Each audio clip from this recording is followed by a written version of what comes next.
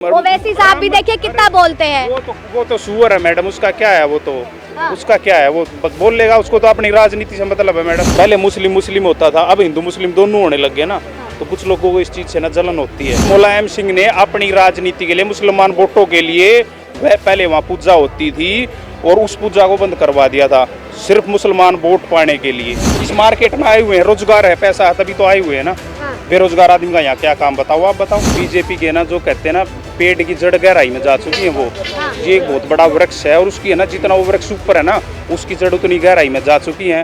नमस्कार, आप देख रहे हैं लीडिंग भारत और मैं हूं आपके साथ आस्था तिवारी। लोकसभा चुनाव नजदीक है, हर किसी के अपने मुद्दे हैं। अब ऐसे में सबसे बड़ा सवाल ये है कि आज का युवा किस तरीके से सारी चीजों को देख रहा है। आइए चर्चा करते हैं और जानने की कोशिश करते हैं कि क्या कुछ उसकी नजरों में है। 2024 की अगर बात की जाए तो किस चेहरे को आगे बढ़ाना चाहिए, क्या लग रहा है? लगातार सारी चीजें जिस तरीके से देखते आ रहे हो, न्यूज तो पढ़ रहे होगे आप लोग भी। जी, जैसे हम अभी देख रहे हैं एलएलबी कर रहे हैं अभी हम, तो एलएलबी करते में हमारे में जो अभी जो आर्टिकल्स होते हैं और सेक्शंस होते हैं, जैसे आईपीसी है, सीआरपीसी है, वो हमारा पूरा क्रिमिनल बिल चेंज कर दिया गया उन्होंने। अब क्रिमिनल लॉ सारे चेंज कर दिया, उनको बीएनएस बना दिया है। और ऐसे चेंज करने के बाद है ना, हमें सबको दिक्कत हो रही है उससे। क्या दिक्कतें आ रही है?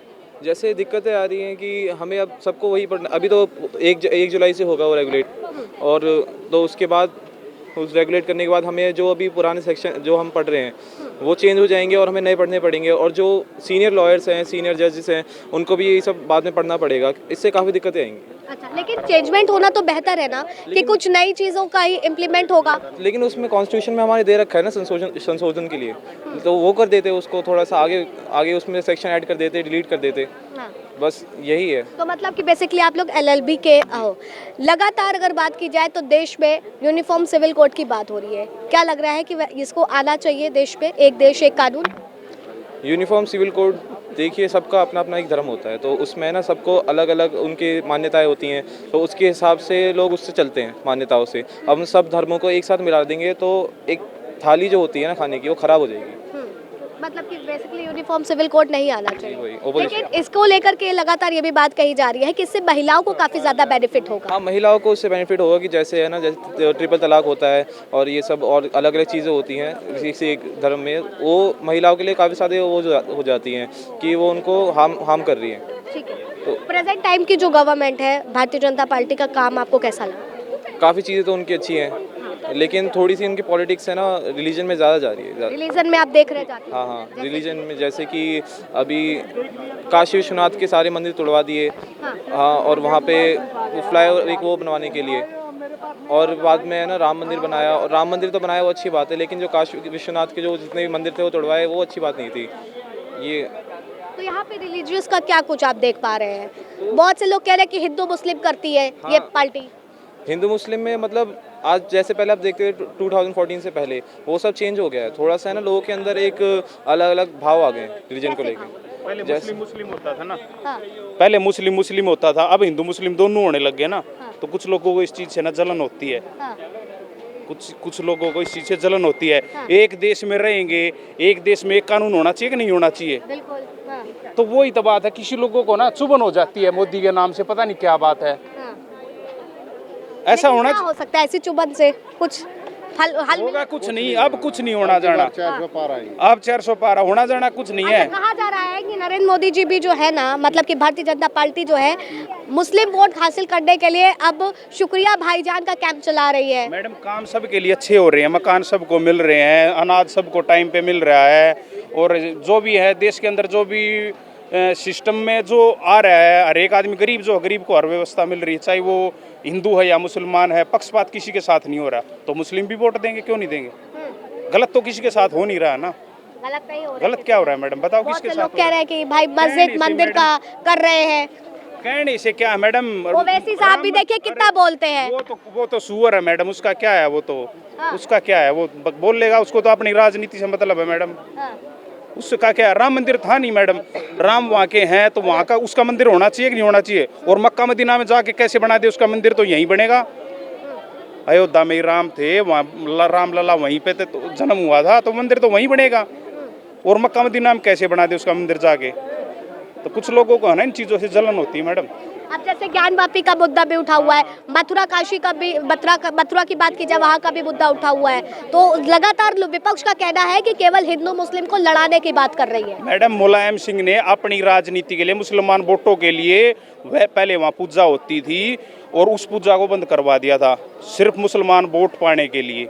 अब ये कोर्ट के माध्यम से उसको खुलवा रहे हैं और पूजा कर रहे हैं, तो उसमें गलत क्या मैडम? ठीक है, लेकिन ये मानते हैं ना इस बात को कि भारतीय जनता पार्टी हिंदुओं के पक्ष पे ज्यादा काम करती है। करना चाहिए कि नहीं करना चाहिए? देश हिंदुओं का है मैडम, देश हिंदुओं का नहीं है, ये नहीं है हिंदुओं का देश, देश हिंदुओं का है। मुसलमानों को तो पाकिस्तान मिल नहीं गया था, देश तो हिंदुओं का ही है। वो हिंदुओं के एक पक्ष में काम नहीं होगा तो किसके पक्ष में होगा? खबर आपने सुनी होगी कि कर्नाटक में अभी राज्यसभा चुनाव के लिए जो कांग्रेस के लोग जीते हैं सांसद, उनके समर्थकों ने पाकिस्तान जिंदाबाद के नारे लगाए। वही तो मैडम, यही तो बात बोल रहे हैं ना, जब देश के ना में काम कर रहे हैं, अच्छा काम कर रहे हैं, तो पाकिस्तान जिंदाबाद के नारे लगाने का क्या मतलब है? किसान आंदोलन हो रहा है, किसान आंदोलन के अंदर वहाँ पे आके पाकिस्तान जिंदाबाद के नारे लगाने का क्या मतलब है? तो वही तो देश के खिलाफ जो गतिविधियाँ चल रही है वो गलत है ना। एक आदमी है, वो है भाई देश के हित में काम कर रहा है, गरीब आदमी के हित में काम कर रहा है, ना हिंदू का पक्ष ले रहा है ना मुस्लिम का पक्ष ले रहा है, फिर भी वो और उसके लोग फिर भी पता नहीं उससे क्यों जल रहे हैं, क्यों आग लग रही है लोगों को, पता नहीं क्या बात है।